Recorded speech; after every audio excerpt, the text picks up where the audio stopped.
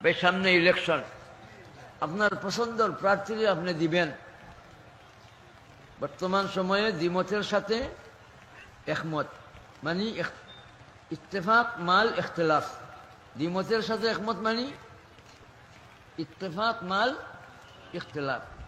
অনেকের আদর্শিকভাবে হয়তো ইখতিলাফ আছে, কিন্তু নির্বাচনের ব্যাপারে এক।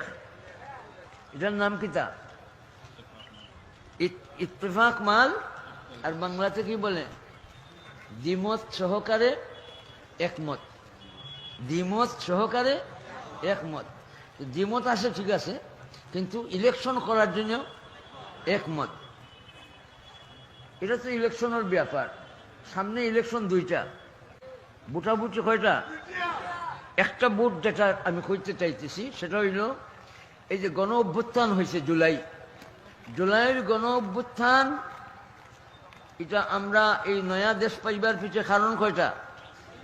তিনটা। এক কারণ দয়া, ফজলুল্লাহ, আর আরেক কারণ উলামায়ে কেরাম মজলুমান যারা নিপীড়িত হয়েছে, নির্যাতিত হয়েছে, মজলুমান হল তোর দোয়া, দয়া, দোয়া আর ঐক্য।